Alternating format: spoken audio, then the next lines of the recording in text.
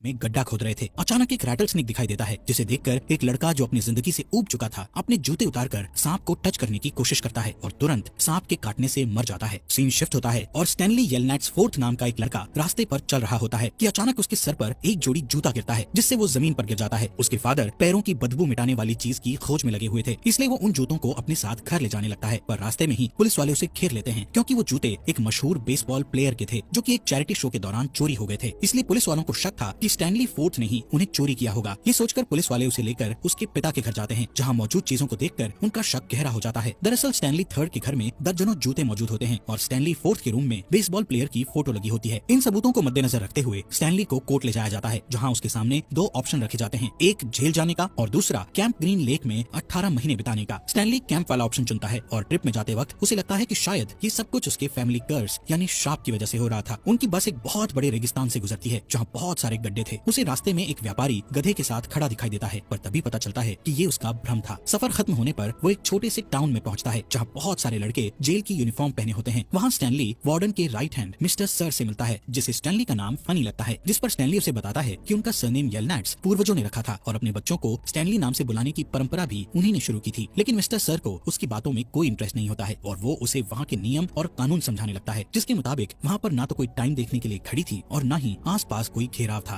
तो दूर दूर तक सिर्फ रेगिस्तान, जहाँ बूंद भर भी पानी नहीं था। और यही वजह थी कि कोई दीवार या कैद न होने के बावजूद भी कोई कैदी यहाँ से भागने की हिम्मत नहीं कर पाता था। बहरहाल स्टैनली को 2 जोड़े कपड़े दिए जाते हैं और साथ में एक फावड़ा दिया जाता है, जिससे स्टैनली को रोज एक 5 फीट गहरा गड्ढा खोदना होगा। उसकी गहराई नापने के लिए वो फावड़े का इस्तेमाल कर सकता है। वो गड्ढा खोदने में जितनी देर लगाएगा उतनी ही देर उसे सूरज की धूप में तपना पड़ेगा। साथ ही उसे रैटल स्नेक और येलो स्पॉटेड लिजर्ड से भी बचना होगा, क्योंकि ये दोनों ही खतरनाक जानवर थे जो उसकी जान भी ले सकते थे। इसके बाद स्टैनली कैंप के काउंसलर डॉक्टर पेंडांस्की से मिलता है, जो उसे पूरे एरिया का चक्कर लगाकर बताता है कि वहाँ का रूल नंबर 1 ये है कि वार्डन को परेशान न किया जाए, वरना नतीजे बहुत बुरे हो सकते हैं। इसके बाद वो उसे दूसरे लड़कों के पास ले जाता है, जो स्टैनली को उसके सोने की जगह दिखाते हैं। वहाँ पर मरे हुए बच्चे की उल्टियों के निशान थे। डॉक्टर सभी लड़कों को उनके असली नाम से पुकारता था, लेकिन वो लोग एक दूसरे को निकनेम से पुकारते थे, जो उन्हें वहाँ आने के बाद मिले थे। उनमें सबसे छोटे लड़के का नाम जीरो था, क्योंकि वो किसी से बात नहीं करता था। इसके बाद स्टैनली एक लड़के को उसके रियल नेम से पुकारते हुए पूछता है कि कैंटीन कहाँ है, जिस पर वो लड़का गुस्से में उसे पीछे धकेल देता है और याद दिलाता है कि उसे सिर्फ निकनेम से ही बुलाना है। कुछ देर बाद स्टैनली खाना खाने बैठता है, जिसमें सिर्फ बीन्स परोसे जाते हैं। इतने में एक्सरे नाम का लड़का उसके खाने का कुछ हिस्सा ले लेता है और कहता है कि मुझे ज्यादा खाना मिलना चाहिए, क्योंकि मैंने दिन भर काम किया है, जबकि तुमने तो आज कोई भी गड्ढा नहीं खोदा। इसके बाद सब लड़के स्टैनली से पूछते हैं कि वो यहाँ क्यों भेजा गया है, जिस पर स्टैनली उन्हें बताता है कि उसने मशहूर सेलिब्रिटी के जूते चुराए थे। ये सुनकर जीरो उससे पूछता है कि क्या उन जूतों में स्टार्स बने हुए थे, जिसके जवाब में स्टैनली हाँ कहता है। और तभी उसे याद आता है कि कोर्ट में ट्रायल के दौरान बेसबॉल प्लेयर ने सबको बताया था कि वो एक अनाथालय में पला बड़ा था, इसी वजह से उसने वो जूते चैरिटी में दान किए थे। लेकिन स्टैनली एक फेक फैन था, जिसने अपने ही फेवरेट प्लेयर के जूते चुरा लिए थे। रात को सोते वक्त स्टैनली को याद आता है कि उसके ग्रैंडफादर ने कहा था कि उनके परिवार को एक श्राप मिला हुआ है। इसी वजह से उसके फादर स्टैनली थर्ड अपने इन्वेंशन में कभी सक्सेसफुल नहीं हो पाए। स्टैनली फर्स्ट की किस्मत बहुत ही खराब रही। उसने स्टॉक मार्केट में बहुत पैसा कमाया था, लेकिन एक फेमस क्रिमिनल किसिंग केट के हाथों मारा गया था, जो अपने शिकार को मारने के बाद किस किया करती थी, जिससे उनके चेहरे पर उसकी लिपस्टिक के निशान रह जाते थे। लेकिन उसने स्टैनली के चेहरे पर किस नहीं किया था, बल्कि उसके खजाने को लूटकर उसे रेगिस्तान में तनहा छोड़कर चली गई थी। अब सीन प्रेजेंट में आ जाता है, जहाँ सुबह होने से पहले ही लड़कों को जगा दिया जाता है। उन्हें नाश्ते में टॉटिया खाने को मिलता है। उसके बाद काम पर जाने के लिए एक एक फावड़ा चुनने को कहा जाता है, पर जैसे ही स्टैनली एक फावड़ा चुनता है, एक्सरे उसके हाथ से फावड़ा छीन लेता है। तब उसे पता चलता है कि वो छोटा फावड़ा एक्सरे यूज किया करता था और अपनी जगह किसी और को लेने नहीं देता था। खैर, वो सब गड्ढा खोदने वाली जगह पर पहुंच जाते हैं और तभी मिस्टर सर स्टैनली को बताता है कि गड्ढा खोदते वक्त अगर तुम्हें कोई भी इंटरेस्टिंग चीज नजर आए तो तुरंत मुझे खबर कर देना। अगर वो चीज मुझे पसंद आ गई तो उस दिन के लिए तुम्हें काम से छुट्टी मिल जाएगी। इसके बाद वो उसे ये भी बताता है कि गड्ढा किसी खास मकसद के लिए नहीं खुदवाया जाता, बल्कि ये सब तुम लोगों को सुधारने के लिए किया जा रहा है। इसके बाद सभी लड़के काम में लग जाते हैं और अपने अपने गड्ढों से निकले हुए डस्ट को बाहर फेंकने लगते हैं, जो कभी कभी स्टैनली के गड्ढे में गिर जाता था। स्टैनली उन्हें ध्यान से काम करने को कहता है, जिस पर वो लोग उसका मजाक उड़ाते हैं। गड्ढा खोदते वक्त स्टैनली को एक बार फिर से अपने परिवार के श्राप का ख्याल आता है। उसके एक पूर्वज एलिया ने सुअरों के फार्म में काम किया था, जहाँ उसे अपने मालिक की बेटी मायरा से प्यार हो गया था। तब वो जरोनी नाम की एक भविष्य बताने वाली के पास गया और उससे पूछा कि लड़की का दिल जीतने के लिए उसे क्या करना होगा, जिसके जवाब में जरोनी ने उसे प्यार व्यार भूलकर अमेरिका जाने की सलाह दी, जहाँ उसका भविष्य सुधर सकता था। लेकिन एलिया ने हार नहीं मानी और मायरा के पिता से उसका हाथ मांग लिया। लेकिन वहाँ एक और बंदा था जो मायरा से शादी करना चाहता था। उसने मायरा के पिता को दहेज में ढेर सारे पिग दिए और बाजी जीत गया। एलिया दुखी होकर फिर से जेरोनी के पास गया। इस बार जेरोनी को उस पर दया आ गई और उसने एक ट्रिक बताई। उसने एलिया से कहा कि तुम्हें हर दिन एक छोटे से सुअर को पानी पिलाने के लिए पहाड़ पर ले जाना होगा और जब तक पिग पानी पिएगा तुम्हें वहीं रुककर गाना गाना होगा। इस तरह तुम भी मजबूत हो जाओगे और पिग भी काफी बड़ा हो जाएगा और एक बेहतरीन दहेज बनेगा। लेकिन पिग को पानी पिलाने के बाद मुझे भी पहाड़ पर ले जाकर जाकर पानी पिलाना होगा। अगर तुमने ऐसा नहीं किया तो तुम पर और तुम्हारी आने वाली पीढ़ियों पर एक श्राप लगेगा। एलिया खुशी खुशी मान गया और रोजाना ऐसा ही करने लगा। जब एक दिन पिग काफी बड़ा हो गया तो वो उसे लेकर अपने होने वाले ससुर के पास गया और उसे दहेज में दे दिया। लेकिन मायरा काफी कंफ्यूज थी और फैसला नहीं ले पा रही थी कि वो किससे शादी करे। इसलिए उसने एक गैसिंग गेम के जरिए अपने पति को चुनने का इरादा जाहिर किया, जिस पर एलिया बहुत नाराज हो गया और उसने फैसला किया कि अब वो शादी नहीं करेगा और जेरोनी की सलाह के मुताबिक अमेरिका जाकर अपनी किस्मत बनाएगा। लेकिन बदकिस्मती से वो उस दिन जेरोनी को पानी पिलाना भूल गया और उससे मिले बिना ही वहाँ से निकल गया, जिस पर जेरोनी ने उसके खानदान को शाप दे दिया। अब सीन प्रेजेंट में आ जाता है, जहाँ मिस्टर सर गड्ढों के पास अपना ट्रक लेकर आते हैं ताकि लड़के लोग अपनी पानी की बोतल भर सकें। और तभी लड़के स्टैनली के हाथ में हुए पहले छाले को देखकर उसे चढ़ाते हैं। आज सबसे पहले जीरो का काम खत्म हुआ था, वो सबसे फास्ट गड्ढा खोदता था। आखिर में जब स्टैनली का काम खत्म होता है तो कोई भी बाहर निकलने में उसकी हेल्प नहीं करता और उसे खुद ही बाहर निकलने का हुनर भी सीखना पड़ता है। जब वो वापस टाउन में आ जाता है तो देखता है कि मिस्टर सर उस पर बंदूक ताने खड़े हैं, पर असल में वो एक येलो स्पॉटेड लिजर्ड पर निशाना लगा रहे थे। उनका निशाना चूक जाता है और लिजर्ड जंप मारकर स्टैनली पर अटैक करने जाती है। लेकिन तभी मिस्टर सर दोबारा गोली चलाते हैं और इस बार लिजर्ड मर जाती है। दिन बीतने लगते हैं और धीरे धीरे स्टैनली वहाँ की जिंदगी का आदी हो जाता है। वो रोज सुबह जल्दी उठता है, नाश्ते में वही बीन्स खाता है और उसके बाद काम पर चला जाता है, जहाँ दिन भर गड्ढे खोदते हुए उसके हाथों में और ज्यादा फफोले पड़ने लगते हैं। कई बार खतरनाक जानवरों से उसका सामना भी होता है, तो कभी बाथरूम में शावर काम नहीं करता। इन सब परेशानियों के अलावा दूसरे लड़के भी उसे परेशान करते रहते हैं, उसका मजाक उड़ाते हैं और उसे सॉफ्टी कहकर चिढ़ाते हैं। स्टैनली उनसे उलझकर अपनी मुसीबतें बढ़ाना नहीं चाहता था, इसलिए शांत रह जाता है और जब वो अपनी मॉम को खत लिखता है तो उसे बताता है कि वो वहाँ बहुत एंजॉय कर रहा है और वो एक नॉर्मल समर कैंप की तरह बहुत ही बढ़िया जगह है। एक दिन शाम को गड्ढा खोदते हुए स्टैनली को एक फॉसिल मिलता है, जिसे वो पेंडांस्की के पास लाता है। लेकिन डॉक्टर कहता है कि वार्डन को फॉसिल से कोई मतलब नहीं है। फिर वो उसे बताता है कि इस एरिया में कभी झील हुआ करती थी और इसके चारों तरफ फैली हुई जमीन वार्डन के ग्रैंडफादर की थी। और इसी के साथ मूवी फ्लैशबैक में चली जाती है, जहाँ दिखाया जाता है कि वो एरिया कभी हरा भरा और खुशहाल हुआ करता था, जहाँ सैम नाम का एक व्यापारी अपनी गाड़ी में प्याज बेचने के लिए अक्सर आया करता था। उसकी गाड़ी को गधे खींचते थे। वो दावा करता था कि उसके प्याज जानलेवा बीमारियों का इलाज कर सकते हैं और खतरनाक छिपकलियों से भी बचा सकते हैं। सैम को वहाँ की एक लोकल टीचर कैथरीन पर क्रश था, जिसके लिए वो प्याज से बना एक खास किस्म का नाश्ता लाया करता था, जिसके बदले में वो उसे जार भरकर पीच दिया करती थी। टाउन के सभी मर्दों को कैथरीन पसंद थी और कैथरीन का सैम को इतनी इंपॉर्टेंस देना उन्हें बिल्कुल पसंद नहीं था। एक दिन बारिश के कारण स्कूल की छत टपकने लगती है और कैथरीन बच्चों को वापस घर भेज देती है। तभी सैम छत ठीक करने में उसकी हेल्प करता है। इससे सैम को उसके साथ काफी वक्त बिताने को मिलता है। इस बात से खुश होकर वो स्कूल के दूसरे हिस्से भी रिपेयर करने लगता है। तभी वो नोटिस करता है कि शाम को बड़ों की क्लास में बहुत सारे स्टूडेंट कैथरीन को ताने मार रहे हैं, जिनमें से एक वार्डन का ग्रैंडफादर वॉकर भी था, जो कैथरीन को बाहर मिलने के लिए बुलाता है। लेकिन कैथरीन मना कर देती है, जिससे वो काफी नाराज हो जाता है। देखते ही देखते स्कूल की बिल्डिंग बहुत खूबसूरत बन जाती है, पर सैम का गधा कहीं खो जाता है, इसलिए वो एक बोट खरीद लेता है। एक दिन बारिश की दोपहर में सैम और कैथरीन एक दूसरे को किस कर रहे होते हैं और तभी वॉकर उन्हें देख लेता है और पूरे टाउन में ये खबर फैला देता है। थोड़ी ही देर में सारे गाँव वाले इकट्ठा हो जाते हैं और सजा के तौर पर स्कूल को जला देते हैं। कैथरीन दौड़ती हुई पुलिस के पास जाती है, जो उस वक्त नशे में धुत था। वो कैथरीन को किस देने के लिए कहता है। कैथरीन उसे धक्का देकर दूर कर देती है, जिस पर वो उसे धमकाता है कि अलग जाति वालों से रिलेशनशिप रखना गैर कानूनी है, इसके लिए सैम पर मुकदमा चलेगा। कैथरीन डर जाती है और सैम को वार्न करने के लिए दौड़ती हुई उसके पास जाने लगती है, पर तब तक देर हो चुकी थी, क्योंकि गाँव वालों ने बोट में बैठे सैम को गोली मारकर खत्म कर दिया था। कुछ देर बाद कैथरीन वापस आती है और पुलिस को गोली मारकर खत्म कर देती है। इसके बाद उसे किस करती है, जो कि वो जीते जी चाहता था। उस दिन कैथरीन टाउन छोड़कर चली जाती है और किसिंग केट के नाम से मशहूर हो जाती है। मूवी फिर से प्रेजेंट में आ जाती है, जहाँ पर एक्सरे स्टैनली के पास आकर उससे कहता है कि अगली बार अगर उसे कोई भी चीज मिले तो पहले उसके पास ले आए। बाद में स्टैनली का सामना एक परेशान करने वाले लड़के से होता है और दोनों के बीच लड़ाई होने ही वाली होती है कि तभी बाकी लड़के आकर दोनों को शांत कराते हैं। पर अब स्टैनली सबकी नजरों में अपनी इज्जत बना चुका था। उसके साथी उसे केवमैन के नाम से बुलाने लगे थे और उसे पानी की लाइन में भी अच्छी जगह मिलने लगी थी। कुछ समय बाद स्टैनली को उसकी मॉम का खत मिलता है, जिसमें लिखा था कि उसके फादर के सारे एक्सपेरिमेंट फेल हो चुके थे और मकान मालिक उन्हें कभी भी घर से बाहर निकाल सकता था। जीरो अनपढ़ था, इसलिए स्टैनली को खत पढ़ते देखकर काफी इंप्रेस होता है और उससे कहता है कि मुझे भी पढ़ना लिखना सिखा दो। जिस पर स्टैनली कहता है कि मैं कोई अच्छा टीचर नहीं हूँ और दिन भर काम करके थक जाता हूँ, इसलिए मुझे आराम की जरूरत है। अगले दिन गड्ढा खोदते वक्त स्टैनली को एक छोटी सी चीज मिलती है, जिस पर KB लिखा हुआ था। लड़कों को लगता है कि शायद ये शॉटगन का कवर है, पर ये बहुत पतला था। तभी एक्सरे स्टैनली के हाथ से वो चीज ले लेता है और जैसे ही पेंडांस्की उस चीज को देखता है, वो तुरंत जाकर वार्डन को खबर कर देता है और सारे लड़के ये देखकर हैरान रह जाते हैं कि वार्डन एक बहुत खूबसूरत औरत थी। वो उस चीज को देखकर बहुत खुश होती है और एक्सरे को उस दिन की छुट्टी दे देती है और बाकी लड़कों से एक्सरे के गड्ढे के आसपास का पूरा एरिया खोद डालने को कहती है। इसलिए उस दिन लड़कों को दूसरे दिनों के मुकाबले ज्यादा काम करना पड़ता है, लेकिन फिर भी उन्हें कोई चीज नहीं मिलती क्योंकि वो गलत जगह थी। अगले कुछ दिनों तक लड़के उसी टनल को खोदते रहते हैं जो उन्होंने क्रिएट किया था, पर उन्हें वहाँ एक छोटे से डायल के अलावा और कुछ भी नहीं मिलता। आखिरकार वार्डन उन्हें उनके इंडिविजुअल गड्ढे खोदने को कह देती है, जैसा कि वो पहले से करते आ रहे थे। अगले दिन जब मिस्टर सर लड़कों की बोतलें भर रहा होता है, तब एक लड़का उसके ट्रक से सनफ्लावर के बीजों का बैग चुरा लेता है और उसके जाते ही सब लड़के उन बीजों को आपस में बांटने लगते हैं। पर बदकिस्मती से मिस्टर सर जल्दी ही नोटिस कर लेते हैं कि बैग गायब है और वो ट्रक मोड़कर वापस वहाँ आ जाते हैं। लड़के जल्दी जल्दी बीजों को छुपाने लगते हैं और तभी तभी गलती से वो बैग स्टैनली के पैरों पर गिर जाता है, इसलिए वो बैग को रेत के अंदर छुपाने की पूरी कोशिश करता है, लेकिन फिर भी मिस्टर सर बैग को देख लेता है और तब अपने दोस्त को बचाने के लिए स्टैनली झूठ बोल देता है कि ये चोरी मैंने खुद किया है। ये देखकर सब लड़के शॉक्ड रह जाते हैं। इसके बाद मिस्टर सर स्टैनली को सजा देने के लिए वार्डन के पास लेकर आता है। उसके ऑफिस के अंदर किसिंग केट के बहुत सारे पोस्टर लगे हुए थे। अभी वो उन पोस्टर्स को देख ही रहा था कि तभी वार्डन उसे अपनी नेल पॉलिश दिखाने लगती है, जिसे उसने रैटल स्नेक के जहर से बनाया था। अपने नाखूनों पर नेल पॉलिश लगाने के बाद वार्डन मिस्टर सर को थप्पड़ मारती है, क्योंकि उसने सनफ्लावर सीड्स जैसी मामूली चीज के लिए स्टैनली का गड्ढा खोदना रुकवा दिया था। इसके बाद वो स्टैनली को वापस काम पर भेज देती है और जब वो खुदाई करने वाले एरिया में वापस आता है तो सभी लड़के उसे हीरो की तरह ट्रीट करते हैं। स्टैनली देखता है कि जीरो ने उसके हिस्से का गड्ढा भी खोद दिया है। इससे खुश होकर वो उसे पढ़ाने के लिए तैयार